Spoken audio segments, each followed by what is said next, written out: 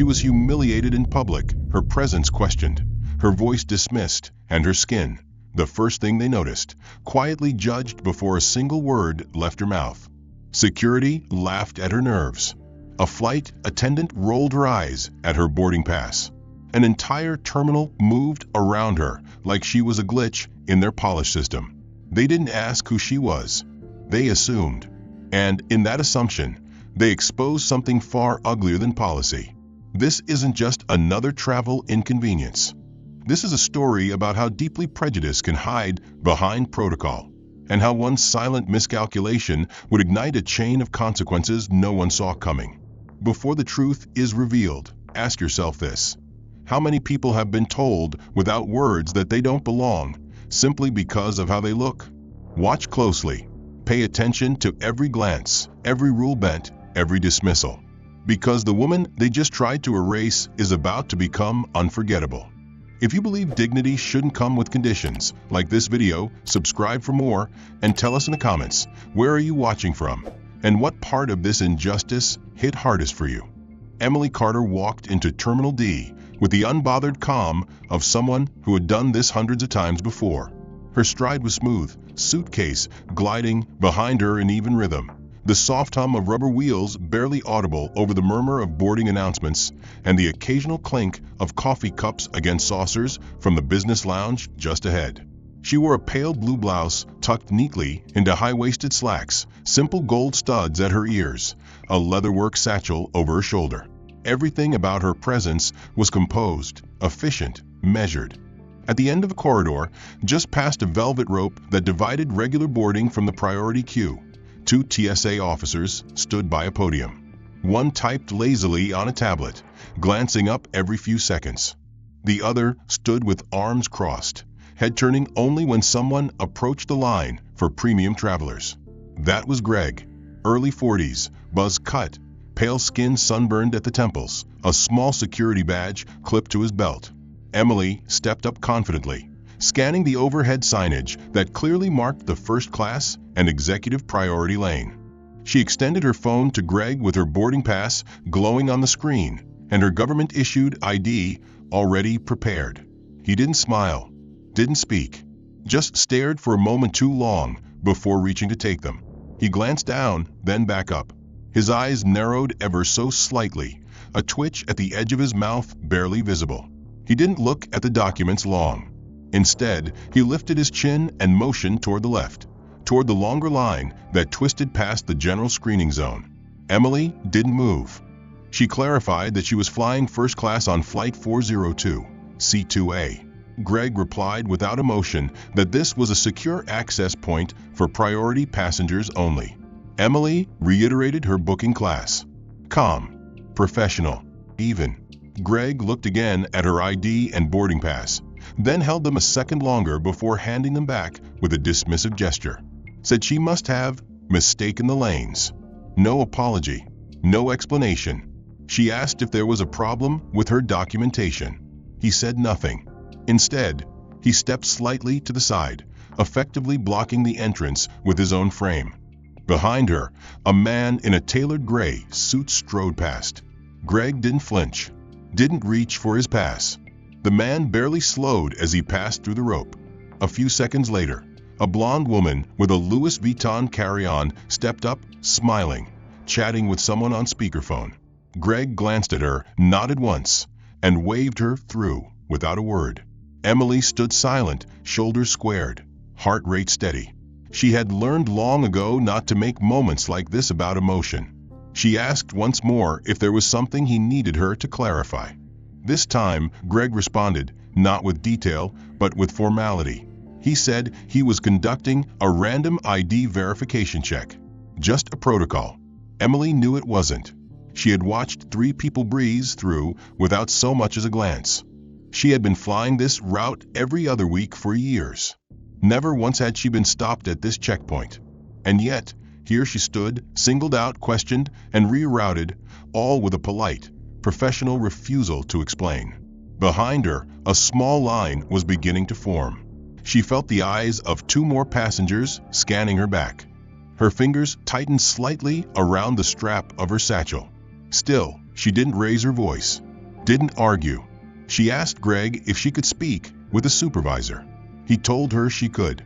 After secondary screening, he gestured again to the general line. No apology. No compromise. She looked back once more at the VIP lane. Still open. Still empty. Still clearly marked with signage in bold lettering. She took a breath and turned toward the standard screening area. As she stepped away, Greg said something under his breath. Not loud enough to understand, but sharp enough that the man next in line glanced up, then quickly down again. Emily didn't look back. She adjusted her bag and walked. She had known moments like this before, but it didn't sting less. She turned instinctively, already knowing who it was. Greg motioned toward her with 2 fingers, sharp and public. Next to him stood a younger agent with a freshly laminated badge and an awkward attempt at authority. Both men looked past the businessman who had just glided through the scanner, ignoring the line of white-collar travelers breezing through pre-check without pause. The request was clear and loud enough for others to pause mid-step. "Ma'am, I'm going to need you to come back this way," was how Greg phrased it, his tone leaving no room for ambiguity. Around her, heads turned. Some curious, some indifferent, a few disapproving in that distant, performative way that never quite led to action. Emily walked back with the same measured steps, shoulders straight, expression unreadable. Greg didn't meet her eyes as he gestured toward the inspection table positioned squarely in front of the terminal's main walkway. The location was deliberate. There were other stations available, quiet ones off to the side, shielded from view. But this one sat in plain sight, in the middle of the stream of morning travelers. She set her bag down carefully, one hand on the zipper, the other resting lightly on the handle. The younger officer stepped forward with blue gloves already snapped on, trying to muster the tone of someone in control. He asked if there was anything sharp inside. Emily said no. She opened the satchel slowly, revealing a neatly arranged laptop, a zippered pouch of chargers, a small leather notebook, and a folder of printed contracts. He rifled through it anyway, lifting the items as if expecting something to spill out. A few feet away, a woman pushing a stroller slowed as she passed, eyebrows raised, then quickened her pace when she noticed Emily's skin. Greg stood watching, arms folded across his chest, eyes scanning not the bag, but the reactions of those nearby. The younger officer lifted the pouch of chargers, felt along the bottom, as if checking for a hidden compartment, then glanced at Greg. "She's clear," he muttered. Greg didn't respond immediately. He stepped forward himself now, peered into the bag with a casualness that was anything but casual, then turned his eyes to Emily.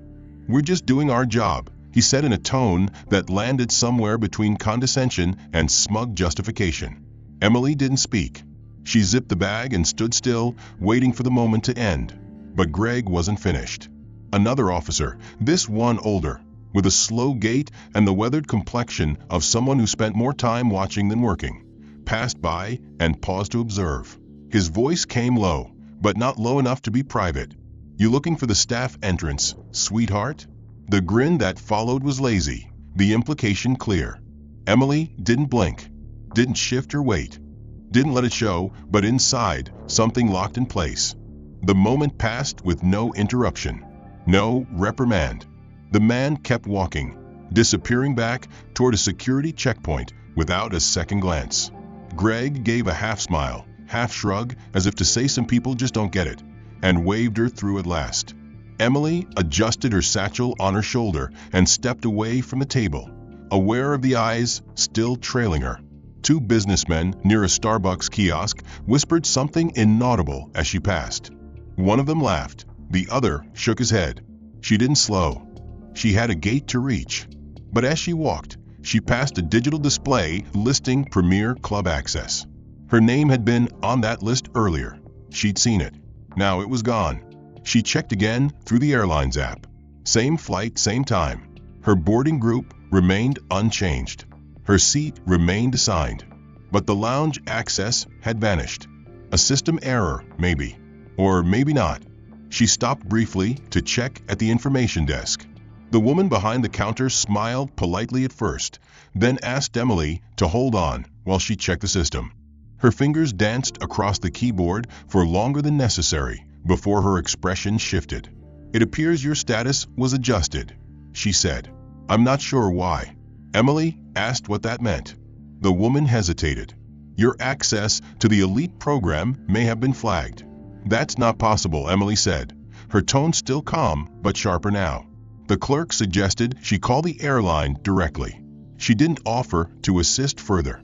Emily stepped away, not because she accepted it, but because she had learned that some battles weren't meant to be fought at the counter. She would deal with that later. But for now, she turned toward the gate. Her name still on the flight manifest. Her seat still printed clearly on her boarding pass. First class, row 2A. She walked forward with steady steps, past travelers sipping espresso, past a group of executives comparing watch faces, past another pair of security officers who didn't even glance in her direction. The stares followed her less now, but not because they'd vanished. Only because the crowd had shifted. Emily presented her boarding pass, and the woman nodded before directing her to the left, toward the front of the plane. She entered the cabin and immediately felt it, the shift in atmosphere that had nothing to do with air pressure. The front rows gleamed with leather and chrome, and the hush that hovered over first class was thick with a quiet tension of those who paid to escape noise, discomfort, and inconvenience. As Emily walked down the aisle toward seat 2A, eyes turned subtly in her direction. Not all at once, not all obviously, but enough to be felt. She knew this silence. It wasn't peace. It was scrutiny disguised as luxury. She reached her seat, slid her bag into the overhead bin with care, and sat down, placing her tablet and phone neatly in the small seat pocket in front of her. She didn't lean back yet. She didn't relax. She simply breathed and waited. 2 minutes later, just as the cabin began to fill with the occasional shuffle of bags and murmurs of passenger conversation, Greg stepped into the aircraft. He didn't speak right away. Instead, he paused by the cockpit door and scanned the cabin until his eyes landed on her. His jaw tightened. His stride was deliberate as he moved toward her seat. Without lowering his voice, he stated that he had been informed of irregular behavior from a passenger during security screening. Passengers looked up from magazines and tablets, a few lowering their noise-canceling headphones just enough to catch the tone. Greg said it again, louder this time. "We had a screening anomaly," he announced to no one in particular, but the statement floated in the cabin like spilled ink in water. Emily sat motionless. Her face gave nothing away. Greg continued. He said that sometimes people become combative when they are asked to follow standard procedures. He turned briefly to the flight attendant standing nearby, nodded as if confirming something that hadn't been said. Then he looked back at Emily and added that if she preferred to deplane and sort this out at the gate, it could be arranged. His voice carried well, amplified by the unnatural stillness of the cabin. The sentence had no direct accusation, but its intent was unmistakable. A man 2 seats back adjusted in his chair and leaned slightly to get a better view. A woman across the aisle whispered something to her husband, who turned and looked, then quickly looked away. Emily's hands rested gently in her lap. She didn't speak. Not yet. Greg took a breath and declared that if passengers exhibited unusual conduct during pre-boarding, they could be subject to removal or further screening. "That's the policy," he said with rehearsed authority. A college-age man sitting near the rear of first class pulled out his phone, angled it discreetly toward the Confrontation. The screen lit up, lens pointed forward. Greg noticed. He moved quickly, stepping across the aisle and holding up one hand toward the man. "Recording passengers is a violation of Federal Aviation Security Protocol," he stated. The tone was sudden and sharp. The man hesitated, unsure. Greg added that unauthorized filming of federal officers could result in removal from the aircraft. The man's thumb hovered over the screen, then tapped. Screen dark. He tucked the phone away, eyes down now. The brief flare of resistance faded. Greg turned back to Emily. His body language broadcast superiority. Hands clasped behind his back, shoulders high, stance wide. He reiterated that this was a matter of procedure. He spoke as though addressing a room, not a person. His words were designed to resonate beyond her seat, designed to shape perception. Emily's eyes remained on his face. She said only one thing, voice steady, low, and direct. "Is there a specific violation being cited here?" Her question was a scalpel, clean and precise. Greg's lips twitched barely. "No," he said. "This is a preventive measure." His voice lost a hint of edge. He looked toward the flight attendant as if to signal the end of his intervention. But the atmosphere had already shifted. The damage had been done. Around them, conversation had stopped. Eyes flicked toward her seat and then away. The man who had tried to record now stared blankly at the back of the seat in front of him. The woman with the magazine had stopped pretending to read. Everyone was quiet, pretending not to watch. Emily knew this tactic. It was never about removal. It was about public perception. It was about making someone feel like they didn't belong by turning the space around them into a silent trial. She had been made the subject of whispered judgment. And yet, even in silence, she did not shrink. She remained upright, composed, her breath even, her mind counting seconds like chess moves. Greg gave a final look that carried the weight of a warning, then turned and exited the aircraft. As he disappeared through the curtain that divided the cabin from the jet bridge, conversation began to resume, quietly, tentatively. But the shift remained. She hadn't moved since Greg's public display, hadn't reached for her phone, hadn't shifted in her seat, hadn't even drawn attention to the fact that she was still the subject of half-glances and half-heard whispers drifting across aisle partitions. Passengers now avoided looking directly at her, but their interest still pulsed in the cabin's undercurrent like a second heartbeat. The boarding process continued. Passengers trickled down the aisle, some glancing at seat numbers, some adjusting bags, all moving around her presence, as if she were a fault line in otherwise undisturbed terrain. Then came the second disruption. Another uniform appeared at the cabin's front, this one crisp, starched, and quiet in his movements. He was taller than Greg, older, with salt and pepper hair cropped military short and a lanyard badge that didn't dangle. It anchored. He didn't need to speak. The flight attendant simply stepped aside, her expression neutral, but not indifferent. This man's authority didn't require announcement. He walked with controlled pace down the short aisle toward Emily's seat. When he arrived, he offered no greeting, no context. Instead, he held out a hand, open, expectant. Emily understood. She stood without protest, collected her bag from the overhead compartment with smooth, deliberate movements, and followed the man without a single glance at the passengers she left behind. The first-class curtain closed behind them like a velvet seal. The narrow hallway outside the cabin felt colder, the air less forgiving. They walked past the gate entrance, where the last stragglers of boarding had begun to quicken their pace. Emily noted the boarding screen still displayed final call. She had time, but not control. The officer led her through a side door that opened into a corridor flanked by unmarked security offices. Small gray rooms meant for privacy, but used mostly for isolation. He opened one. Inside was a single metal chair, beside a plastic table. Nothing else. He gestured toward it. She entered, sat down.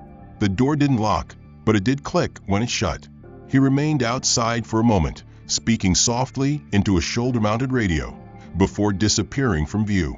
Emily sat still, her hands on the table, her eyes resting on a single scratch in the plastic surface, a thin white scar from something sharp. It reminded her of something distant and irrelevant, a memory she couldn't afford right now. Minutes passed. Then the door opened again. Greg entered. Behind him, the same officer from earlier reappeared, now followed by another man in civilian clothes, tan khakis, blazer, earpiece. His posture was not military, but his eyes were calculating. Greg stepped forward first. His tone was more official now, his voice no longer posturing but procedural. He said that due to earlier irregularities and concerns about protocol violations, a secondary screening had been authorized. Emily said nothing. She didn't ask what irregularities. She didn't need to.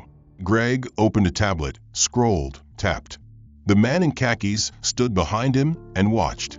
Then the officer from before stepped in with a clipboard and asked for Emily's boarding pass again. She handed it over without a word. The man studied it, then looked up. "This flight is about to close its gate," he said. "Are you intending to board?" Emily replied that she had been ready to board 20 minutes ago. That answer didn't land well. The officer looked at Greg. Greg didn't respond. He simply handed over a printed incident form with a few bullet points typed beneath a block of legalese. The officer read it silently. Then he asked Greg if there had been any physical altercation. Greg said no. He asked if there had been any verbal threats. Greg said no again. Then he asked if Emily had violated any visible TSA regulation. Greg hesitated, then said that she had exhibited behavior inconsistent with standard cooperation. The officer paused, his lips pressed into a flat line. He didn't ask what that meant. He didn't challenge the phrasing. He didn't inquire further. Instead, he looked at Emily and said, "I need you to wait here while we assess boarding protocol." She asked if she was being detained. He said no. She asked if she was being denied boarding. He said not yet. She asked if she had a right to speak with a supervisor from the airline. He said someone was being contacted. That was all. Then he stepped out. Greg followed. The door closed again. This time, it didn't click, it slammed. Emily didn't flinch. She simply sat there in the silence that followed, her heart slow, her breath measured. She wasn't angry. Not yet. She was calculating. Outside, she could hear faint static from a two-way radio and the shuffle of footsteps. Somewhere far beyond these walls, her seat, 2A, still waited on that aircraft. But her right to it had been paused. Not revoked, not denied, just suspended. Temporarily, strategically. Her phone vibrated. One buzz. Then another. She didn't reach for it. Not yet. She kept her eyes on the far wall, on the pale fluorescent glow that coated everything in a uniform shade of bland suspicion. Then the door opened again. Not wide, just a crack. Enough for the officer to look inside. She had seen this cycle before, never exactly like this, but close enough to recognize the pattern. This wasn't about policy. It was about perception. It was about proximity to power and the people who believed they could decide who deserved to stand near it. The door opened again. This time, Greg entered alone. He didn't sit. He stood behind the plastic chair opposite her and placed her bag on the table with a kind of casual aggression, his fingers tapping the zipper, as if he were deliberating. He looked down at her, his voice steady but layered with something else, mockery masked as procedure. He said they needed to recheck her belongings. She replied evenly that her bag had already been screened. He nodded, but said this inspection would be more thorough. She said nothing. He unzipped the bag with deliberate slowness, glancing at her after every item he lifted. He started with the tablet, turning it over, inspecting the back as if expecting a hidden compartment. Then he moved on to her charging cables, her wallet, a sealed envelope of documents clipped together in a slim black folder. He opened the folder and pretended to read the contents, though the technical jargon on the printed pages meant nothing to him. He set it aside. He reached into the interior pocket, pulled out a travel-sized toiletry case, opened it, examined the contents without comment. Then he leaned back, arms crossed. His eyes didn't meet hers. They flicked instead to her body language. He remarked that she seemed tense. He said nervous people often had something to hide. He asked if there was anything in the bag she hadn't declared. She said no. He replied that people often forget things under stress. She didn't respond. He pulled out the pouch again, this time shaking it gently as if something might rattle loose. Nothing did. He stared at her. Then he said that in his experience, those who don't belong in certain places often try hardest to prove that they do. Emily looked at him without blinking. She asked what exactly he meant by don't belong. Greg smiled faintly, as though the question amused him. He didn't answer. He turned the bag upside down and let the contents spill gently onto the table. The items clattered softly: pen, charger, key fob, lip balm, a folded itinerary, sunglasses in a velvet case. He examined each as if they were artifacts from another world. Then he paused, leaned against the table, and said that first-class access wasn't just about money or booking codes. It was about trust. It was about a certain level of expectation. He didn't elaborate further. He didn't have to. His tone said everything. He asked her again if she had packed her own bag. She answered yes. He asked if anyone else had handled it. She answered no. He asked what her profession was. She told him. He raised an eyebrow and said, "Impressive," with a flatness that made the word meaningless. He leaned back, as if satisfied that her answers had not revealed anything suspicious, but not satisfied enough to let the moment pass. Then he made the comment. He said that a lot of people had learned how to mimic professionalism lately. He said that surface-level success could be misleading. He said the industry was full of names with short-lived relevance. Emily stared at him. She didn't move, but her voice cut through the room like a blade. She asked if he was conducting a security check or an opinion survey. Greg said nothing for a moment. Then he laughed. He said that reactions like that were exactly why people got flagged. He said she seemed overly defensive.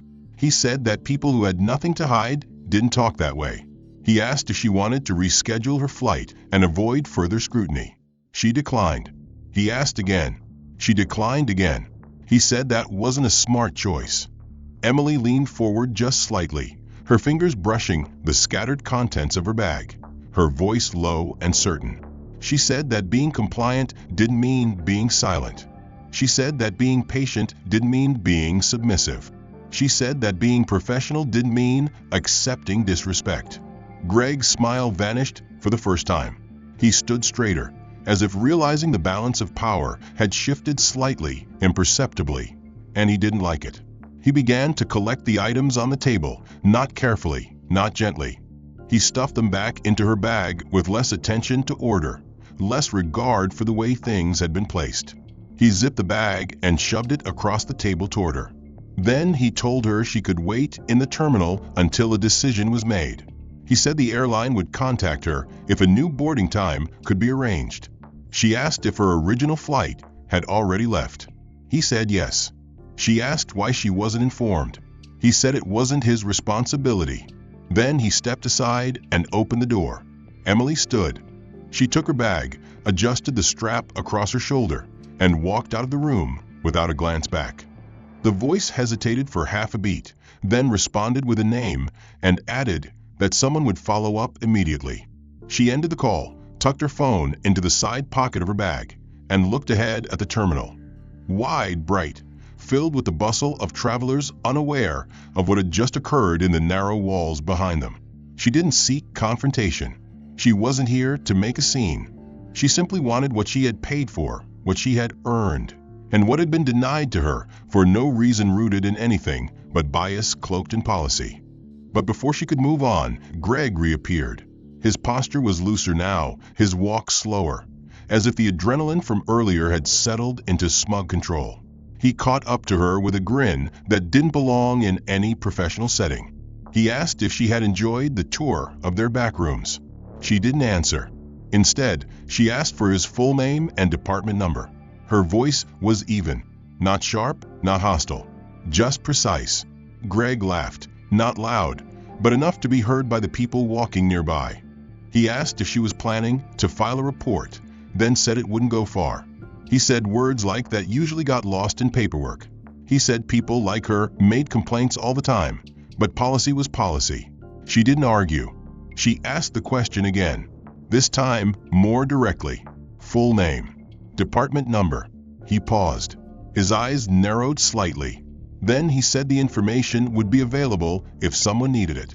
She asked if he was refusing to provide it. He replied that it wasn't standard to hand out personal details. He said it with a smirk, the kind that came not from humor, but from the pleasure of holding control, even in fragments. As they stood near the edge of the terminal, a junior employee from the airline approached.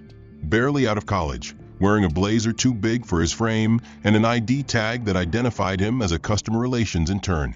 He hovered nearby for a moment, shifting uncomfortably. He had clearly witnessed some part of the incident. His expression carried the kind of cautious empathy that came with knowing he had no real authority, but still feeling compelled to speak. He stepped forward slightly, voice low, asking Greg if the situation had been resolved.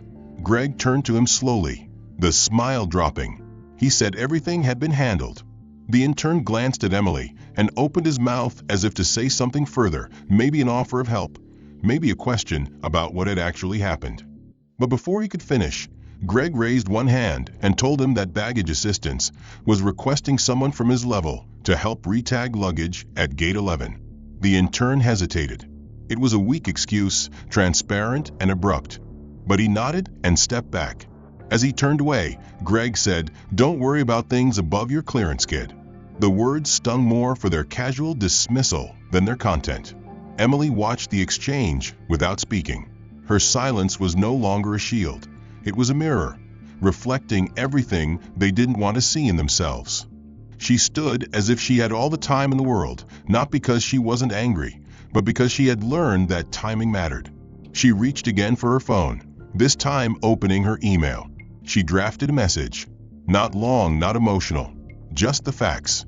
Her name, the flight number, the timeline of events, and a question. She added the name Greg had refused to give. She had read it from a tag pinned crookedly to his chest, and submitted it to 3 different addresses: the airline's executive relations department, the legal inquiry inbox, and a partner contact she had met at a transportation summit 2 years ago. As she hit send, she noticed Greg watching her. His face had changed. Not fear, not guilt, just uncertainty. For the first time, he didn't seem sure if she was still playing the same game. She tucked her phone away. She told him she would wait for the next available flight. She didn't ask for help. She didn't give him the satisfaction of a complaint voiced out loud. Her words were brief, formal, and final. He didn't follow. He stepped away with a shrug, muttering something under his breath she didn't bother deciphering. She walked toward the customer service desk, where a line had already formed. She stood at the end, waited patiently.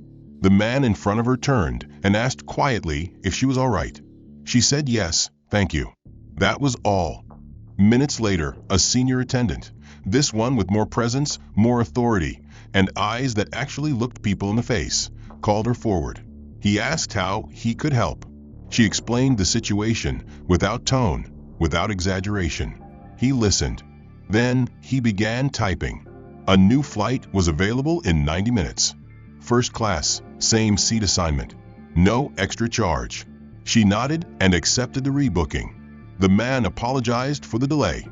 It wasn't obvious at first, just a subtle undercurrent, a shift in tone from the ground crew, a stiffness in the way staff moved past the security office, and a strange lull at Gate 4, which had previously been bustling in preparation for a ribbon-cutting ceremony.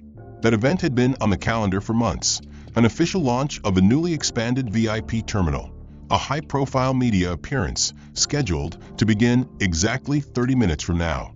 But the velvet ropes had been rolled back. The catering crew stood idle, their trays untouched. And 3 suited men, previously smiling and mingling with PR managers, now stood in tight conversation by the glass balcony, their voices hushed and urgent. Emily noticed all of it. She always noticed everything. It wasn't long before a junior assistant in a navy blazer, her face pale with stress, pushed through a side door leading to the executive wing. She moved fast, tablet clutched to her chest, whispering into an earpiece as she walked. She bypassed the security lanes entirely, heading toward a narrow conference room adjacent to the operations office. A few moments later, the overhead screen near the center of the concourse flickered. Where it once listed the ceremony details, now displayed only a static airline logo. Beneath it, the words "Event paused to wait, further notice" appeared in blinking red type. Emily looked up. She didn't smile. She just watched. 10 minutes passed. Then 15. A new buzz began to circulate near the front counters, not among passengers, but staff. Someone whispered to a supervisor. A manager pulled a service rep aside. A pilot walking briskly toward gate 12 stopped short when a uniformed woman tapped him on the shoulder and guided him back the other way. Emily could tell the word had gone out, not publicly, but to the right people. The people who made decisions. The people who usually made sure no disruption touched the surface. She knew exactly what was happening, but she said nothing. She simply adjusted the strap on her shoulder and continued working through her schedule. Across the concourse, Greg reappeared. He looked unchanged, still wearing the same smug half-smile, still walking with that slow, lazy confidence that came from years of unchallenged authority. He hadn't seen the screens. He hadn't noticed the tightening movements of the administrative team. He stopped when he spotted Emily, standing a few paces away from where she had taken her seat. For a moment, he seemed surprised to see her still there, unbothered, poised. He approached, arms folded, head tilted slightly to one side, as if he were still trying to figure her out. He made a comment loud enough to carry. Something about how most passengers who missed their flight wouldn't just sit around like royalty. Emily didn't respond. He went on, saying maybe she didn't understand how airport operations worked. He added that it took more than entitlement to influence decisions about access and privilege. He laughed quietly and said, "People like you usually don't know what goes into building infrastructure like this. You think money is enough. But there's a whole network behind this place, and it doesn't answer to complaints." Emily finally looked up, eyes steady. She didn't interrupt him. She didn't flinch. When he paused, waiting for a reaction, she simply asked him how long he had worked at the terminal. He answered with a proud tilt of his chin, 12 years. She nodded slowly and asked if he was familiar with the names on the commemorative wall inside the executive lounge. Greg frowned, caught off guard by the shift in subject. She continued, her voice low but clear. She asked if he had ever noticed the plaque dedicated to the founding private contributors of the terminal's expansion. The ones listed not as donors, but as strategic infrastructure partners. She asked if he remembered the name at the top, the one etched in gold leaf. Greg hesitated, then laughed again, but it was different this time. Uneven. He said no one paid attention to those things. They were just formalities. PR fluff. Emily didn't argue. She simply stood, brushed off the sleeve of her jacket, and said one sentence. "That name is mine." Greg froze. For the first time since she met him, he didn't speak. His mouth parted slightly, but no sound followed. Behind him, two officials in black suits stepped through a secured door. Behind her, Greg remained frozen in place near the terminal information screen, the smirk long gone, his eyes darting between Emily and the administrative staff, now engaged in tense conversation near the closed-off ceremonial space. The assistant who had rushed out earlier was now back near the balcony, speaking quickly to a tall man in a charcoal gray suit who wore no visible name badge, but radiated the kind of influence that rarely needed introduction. Greg started walking, slow at first, as if unsure whether to follow her or retreat. He stopped midway between her and the security desk, caught in a corridor of indecision. Emily didn't glance back. She reached a quiet alcove by the business lounge entrance, away from the flow of travelers, but still within view of key players now converging under pressure.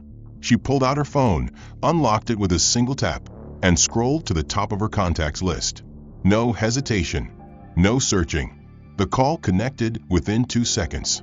A familiar face appeared on screen, clean-shaven, steel-eyed, framed by a high-rise office window overlooking the airport from the executive level. Before the man could speak, Emily greeted him with a simple nod and said the line that shifted the weight of the entire building. "Review the security personnel list. Effective immediately." The man's eyes widened. He didn't ask questions. He simply responded, understood, and ended the call. 30 seconds later, 2 alerts pinged through the terminal's internal staff channel. Phones buzzed in pockets, radios crackled. Supervisors stepped away from their assigned posts to check encrypted messages. Greg, still trying to interpret what he had seen and heard, pulled out his own device, unlocked it, and began reading. His jaw clenched before the message even loaded. And then his face changed. Not gradually, instantly. The kind of transformation that comes not from discomfort, but realization. One moment, he was still assuming this was an overreaction, a procedural escalation, maybe a legal bluff. The next, he was reading the official directive from the executive office bearing a confidential memo reference and a command for temporary personnel suspension pending internal review initiated by Strategic Infrastructure Partner Skycore Incorporated. He blinked, then looked up at Emily, who had already turned away. His voice came out strained. Wait, Skycore. But the answer was already everywhere. A group of technicians now swarmed the terminal's media station, disconnecting the feed that had previously scheduled the launch event. Behind them, a digital banner faded into a monochrome standby screen. The logo of Skycore flickered once, then returned, larger, central, and unmistakable. Travelers didn't know the context, but staff did. Everyone who worked at this airport knew the name. Skycore wasn't just a vendor. It wasn't just a name on a sponsorship board. It was the entity responsible for the architectural redesign, the AI-based security system, the logistics that allowed this airport to rival international hubs across Europe and Asia. It was a private force that shaped public infrastructure. And it had a face. Emily Carter. The name no one had connected to the woman they had stopped, questioned, detained. Until now.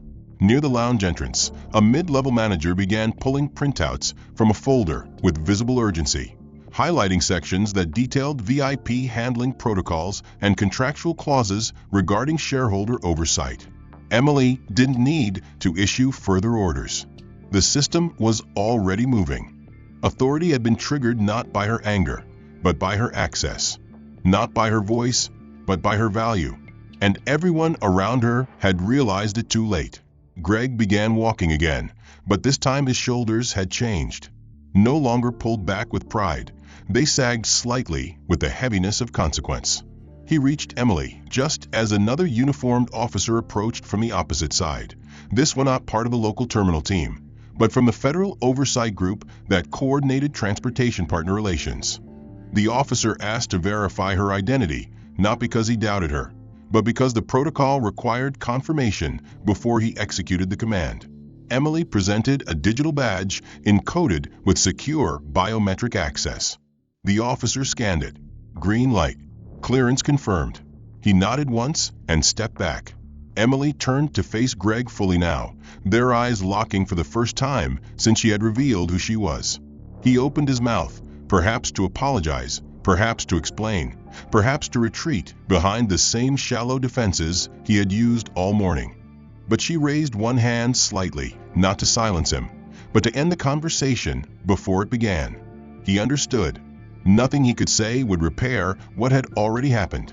The systems he had assumed would protect him were now analyzing his every move, every line of his report, every camera angle from the checkpoint, every timestamp of every decision he had made. This wasn't a complaint anymore. It was an inquiry. Account suspended pending formal inquiry. Below that, a timestamp. Above it, an authorization code that could only have originated from Skycore's internal board. He tried to unlock the staff portal again, but the system returned a red banner. Credentials not recognized. Beside him, two junior security officers exchanged nervous glances. They didn't speak to him. One of them received a radio alert, then walked away without looking back. The other tapped something into a handheld device and avoided eye contact. Greg's chest rose and fell, not from exertion, but from the slow realization that control had evaporated around him without warning, like air pulled from a sealed room. Across the terminal, a small team of compliance officers wearing black suits and discreet earpieces entered through a side door.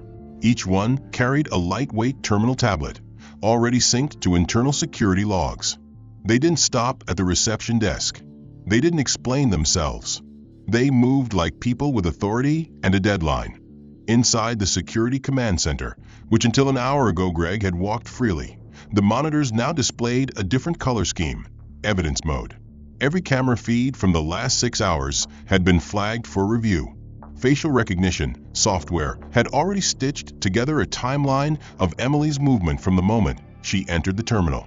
A separate track aligned each of Greg's appearances, overlaid with audio from the badge microphones and surveillance mics embedded in the public-facing kiosks. No voice was too quiet. No exchange went undocumented. In the control room, a supervisor played back the segment at the checkpoint where Greg had first stopped Emily. He watched the video without speaking. On the screen, Greg's posture was casual but defensive. His voice, previously bolstered by arrogance, now came through clearly, words laced with condescension, assumptions wrapped in thin professionalism, decisions made without cause. Then came the second clip, Emily standing in the center of the terminal with her bag opened in full public view, her belongings exposed for no reason, while white passengers walked past unchallenged. Then the moment at the aircraft gate, Greg's loud announcement about screening anomalies, a camera catching passengers turning to stare. The intern's hesitation, the intern's removal. It was all there. The supervisor didn't pause the footage. He didn't need to. He tapped his earpiece and said one word, confirmed. Upstairs, in a private meeting room behind tinted glass, 3 members of the airport's governance board reviewed a summary compiled by legal and risk management. At the top of the report, 2 headers glared in bold. Violation of non-discrimination clause and breach of conduct agreement with SkyCorp partner entity. One board member removed his glasses and said nothing for a long moment. Another asked quietly if this would remain internal. The response was swift. Not anymore. Outside the room, media was already circling. Someone had leaked the directive. Possibly from SkyCorp. Possibly from inside the terminal. The phrase strategic partner CEO question during security screening had appeared in a single tweet from an aviation watchdog account. Within 20 minutes, 3 reporters were waiting outside the main entrance with mics, cameras, and notebooks. Within 40, 2 news vans had arrived. Emily was still inside the lounge. She hadn't given a statement. She hadn't posted online. She didn't need to. The silence around her was louder than outrage. It was power reclaimed with such precision that explanation became irrelevant. Greg, now relegated to the main concourse like any other traveler, stood at a terminal window watching as a SkyCorp operations vehicle pulled up to the curb. A senior legal advisor stepped out, flanked by 2 internal affairs agents from SkyCorp's compliance division. They entered the building without ceremony. Minutes later, Greg's personal locker was sealed. His access badge was voided. A printed envelope labeled termination notice sat in a plastic bin behind the front desk. When he asked to see it, the receptionist blinked and replied that all inquiries had to go through legal. He said he didn't understand. She said, "Someone will call you." Across the concourse, multiple staff members were pulled aside. Some were asked to provide witness accounts. Others were quietly escorted out for pending interviews. One woman began crying as she handed over her badge. Another asked if this was permanent. No one had answers. The department had operated for years with quiet impunity, but now that impunity had collapsed under one name, Emily Carter. A journalist approached a uniformed gate supervisor and asked if this was related to the canceled launch. The supervisor refused to comment, but the journalist already had part of the story. She had confirmed Emily's presence at the terminal. She had footage of the media screen with SkyCorp's logo. She had a contact inside the city's transportation committee who whispered one phrase that would soon dominate the news cycle: systemic bias under contract oversight. By nightfall, 3 articles had been published. By morning, the airport's public relations team had issued a formal statement. By end of week, a subcommittee had been formed to review all prior discrimination complaints filed by staff and passengers over the last 5 years. A pattern began to emerge. Months passed. The headlines faded, the committees filed their interim reports, and the terminals returned to routine rhythms of takeoffs, delays, announcements, and endless passenger queues. But for Greg, nothing returned to routine. The world he had moved through with silent superiority now moved without him. Every job application came back with polite rejections. Every background check surfaced the same line: involuntary termination under ethics review. His savings thinned, then dried. The silence in his apartment grew louder than the airport noise he once complained about. Friends drifted. Former co-workers didn't return messages. The uniform that had once wrapped him in borrowed authority now hung at the back of a closet like a museum piece from a life that no longer belonged to him. For a time, he blamed the world. He blamed outrage culture, cameras, bad timing, politics, even Emily. Especially Emily. But blame didn't pay rent. It didn't restore access. And it didn't silence the memory of that final moment. The look in her eyes when she told him her name without raising her voice. The power she held not through threat, but through certainty. Eventually, the wall of denial cracked under the weight of consequence. Greg found himself in a modest city office building downtown, standing outside a door with a sign that read Social Equity Accountability Program, partnered with SkyCorps. He didn't know what brought him there exactly. Maybe desperation, maybe curiosity, maybe the quiet, undeniable truth that no one else had offered a path forward. The woman at the desk didn't recognize him. Or maybe she did and chose not to react. She handed him a clipboard, a waiver, and a simple intake form. He filled it out slowly, carefully, feeling the weight of each checkbox. Weeks later, he sat in a circle of strangers in a community center 2 neighborhoods from where he used to work. The floors were linoleum, the chairs were metal, and the people around him spoke with raw honesty that didn't pretend. They weren't just telling stories. They were unpacking harm. A facilitator guided the sessions, part education, part reflection, part confrontation. The curriculum didn't shame, but it didn't shield either. It forced him to sit in the reality of his choices, the biases he had worn like armor, the assumptions that had felt like instincts, but were actually learned reflexes built from years of unchecked comfort. For the first few sessions, Greg didn't say much. He listened, at first out of reluctance, then out of something closer to humility. Slowly, he began to speak, not to justify, just to admit. He told them about that day at the terminal, about the moment he'd seen Emily and assumed without knowing, about the way he had believed policy protected him when in fact it had exposed him. He didn't call her by name at first. He wasn't sure he had the right. But as the weeks passed and the walls he had built inside himself began to fracture, he said it. Emily Carter, the woman I tried to humiliate in public. The woman whose name I tried to erase with procedure. The woman whose silence taught me more than any reprimand ever could. The program was 8 weeks. At the end of it, each participant was given the option to speak publicly, to close their process with testimony, not required, but encouraged. Greg hesitated for days. Then he said yes. The event was small, held in a local library auditorium. Rows of folding chairs, a simple microphone stand, a modest crowd. SkyCorps had funded the space, but hadn't branded it. This wasn't for press. This was for truth. When Greg stepped up to the mic, he didn't bring notes. He didn't wear a suit. He didn't speak like a former authority. He spoke like someone who had once believed he could never be wrong, and now knew better. He told the story, not with drama, but with detail. The moment he blocked the checkpoint, the assumptions he made, the words he used, the look she gave him when he laughed at her question, and finally, the moment he realized the power she held had never been about money or corporate status. It had been about clarity, about purpose, about the weight of being right when no one else would listen. He ended with a promise that the rest of his life would not be about repair, because some harm could not be undone, but it would be about responsibility, that he would speak about what happened not as a cautionary tale, but as a mirror, for people like him, for systems like the one he helped protect, for anyone who still thought dignity had a dress code. As he stepped away from the mic, the crowd didn't cheer. They didn't clap for redemption. They nodded. They listened. They bore witness. And that was enough. Outside, the sky had shifted.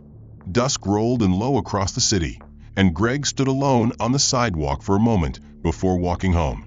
He didn't check his phone. He didn't scroll the news. He just walked.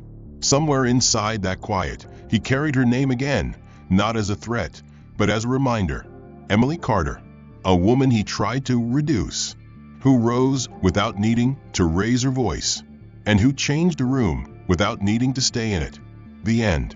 If this story moved you, Let us know by hitting the like button and subscribing for more powerful narratives like this one.